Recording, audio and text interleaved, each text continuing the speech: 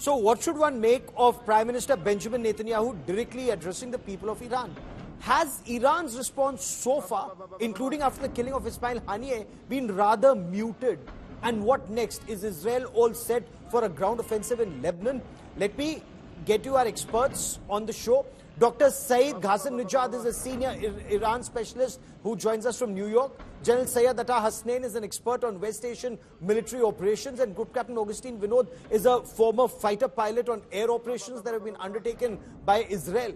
But my first question is to our man on ground. India Today's Ashraf Vani now joins me from southern Lebanon. He was in Tyre, and in the way things are developing, Ashraf, is Israel all poised for a ground offensive? What are you picking up on ground?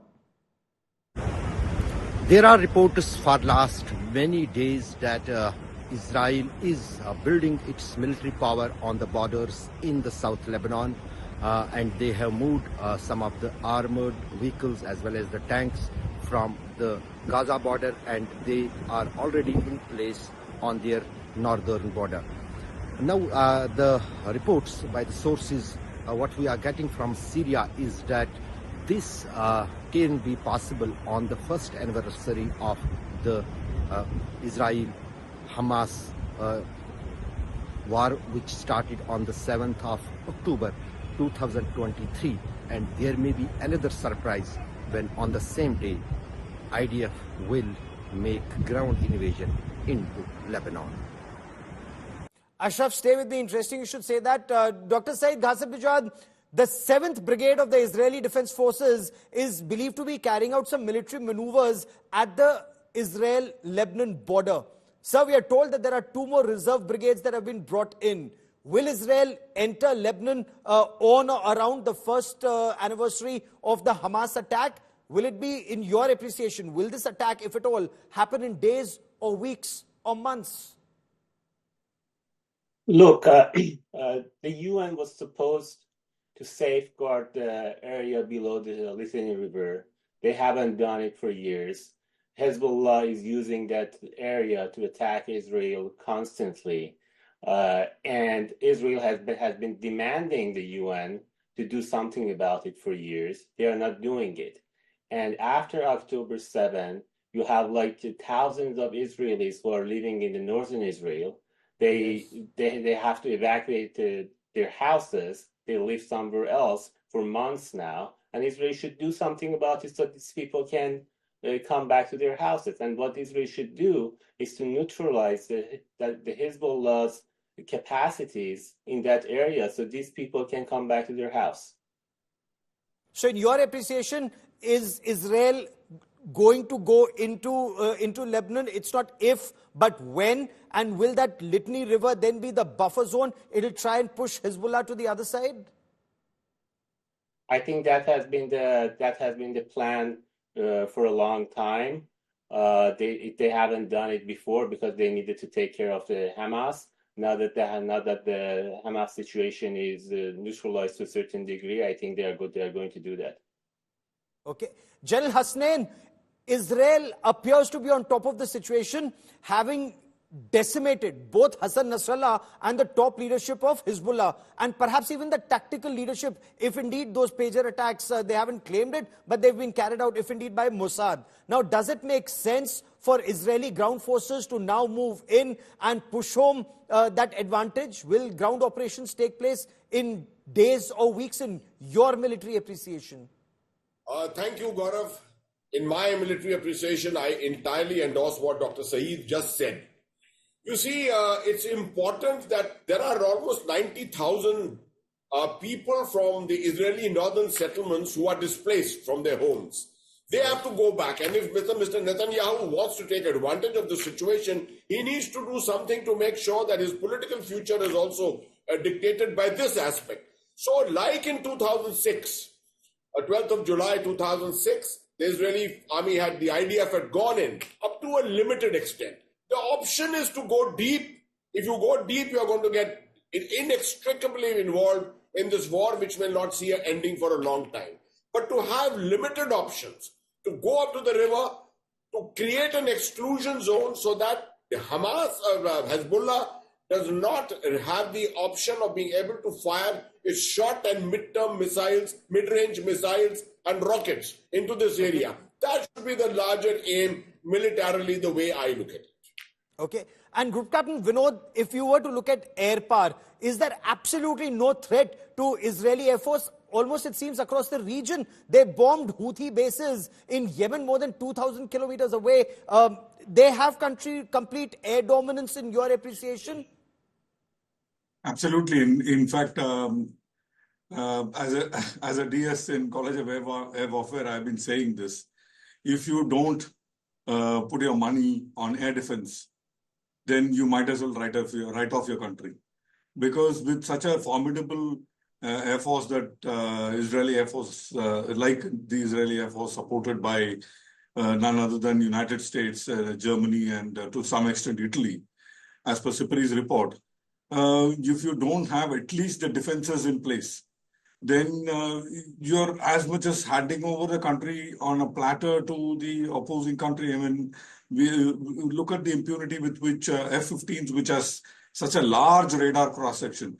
I can imagine if it was a stealth fighter which moved in. Such a large radar cross-section is able to do air-to-air refueling, while in that video you can see one of the towns of Saudi, very clearly, and putting it out for the environment the very next day with impunity shows how the amount of air dominance that Israeli, or IAF as it is called, also has over this entire region, including probably in large extents of Iran, which is the next thing that we are probably going to talk about in days to come, Gaurav. So, in fact, that's the question I was coming to. Dr. Saeed, why has Iran's response been so muted even after the killing of Ismail Haniyeh in Tehran? Is Israel no longer worried about Iran, or what do you make of Iran's response so far, and Benjamin Netanyahu directly addressing the people of Iran a short while back? Because I think the regime after the October 7, Israel released itself from the shackles that had been put on Israel by the United States and by Europe. So, and when it released itself from those shackles, it became more aggressive. And what we have seen is that whenever Israel hit the regime actually tried to respond back. And in April, the regime actually, Yes. they did with more than 300 drones and missiles, and they were not able to hit even one strategic target. And after that, Israel was able to hit a strategic target deep inside the Iranian soil.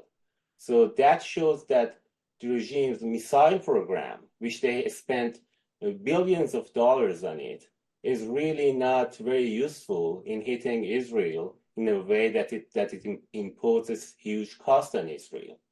And the regime's missile defense, it really cannot prevent Israel from entering the Iranian soil.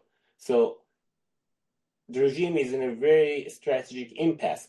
After that, what we saw, so many said maybe, okay, Hezbollah can do something about that. Hezbollah will be more dangerous.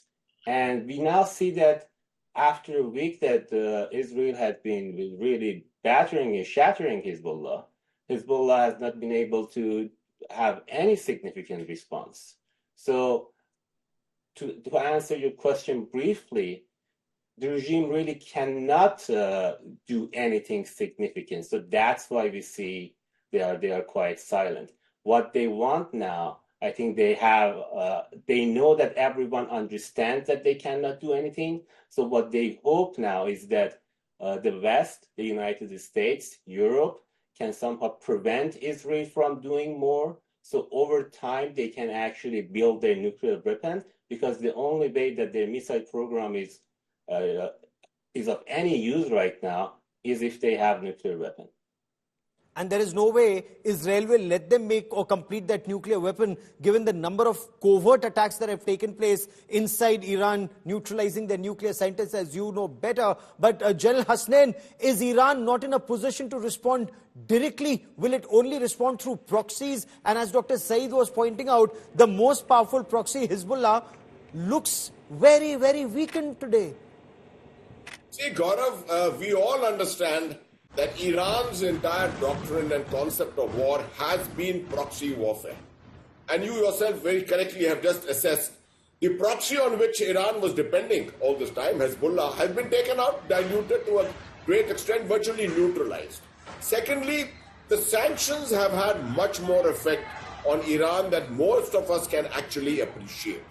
Thirdly, if at all this has to escalate, a lot of people are talking about the possibility of Russian support, even Chinese support. I would say the Chinese are not going to enter anywhere into the Middle East.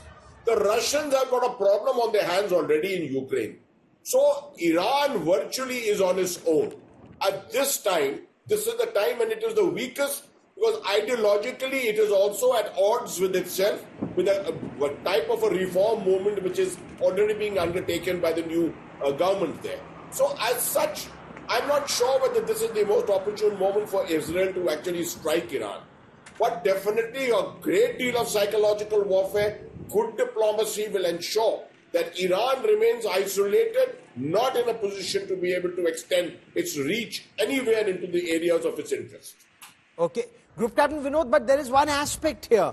Aerial bombing in Gaza did not achieve the aim that Israel set out to achieve. Hamas still holds 100 plus Israeli prisoners, plus Yahya Sinwar remains alive, though hasn't been seen for some time. Is Hamas yet to be decimated? And air operations, even against Lebanon, devastating as they have been, that victory that Israel is looking for, is it too premature to declare victory unless that area till the Litany River or beyond the Litany River is cleared and made a buffer zone, and ground forces will have to be committed? Spot on question, Gaurav. Just a couple of quick points. First and foremost, look at Iron Dome.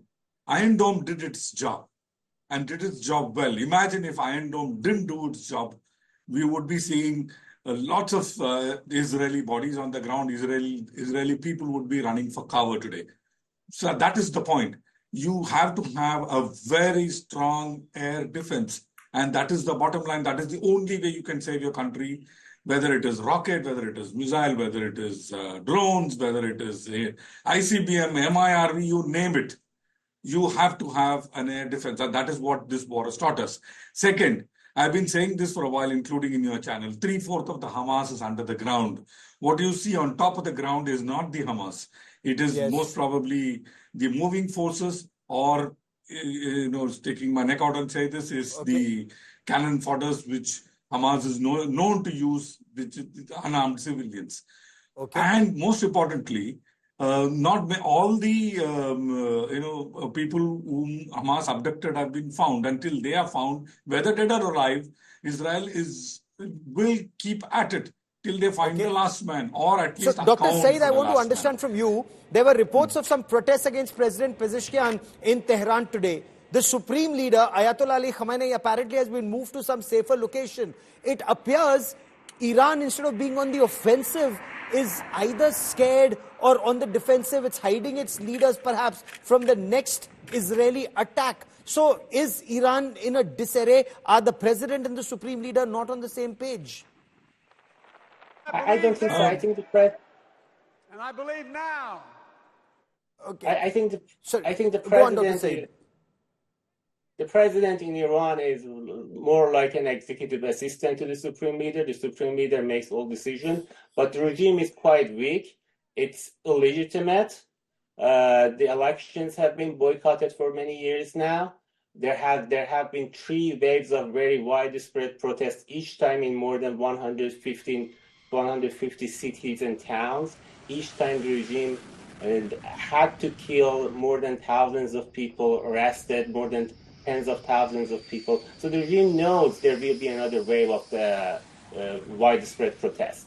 So what it really fears is that it has a defeat in the region and then you have some kind of uprising inside Iran. That's really the nightmare scenario for the regime. Okay, but will there be that uprising in Iran? We'll track that story very closely. I've run out of time on this part of the show. To all my guests, many thanks for joining me.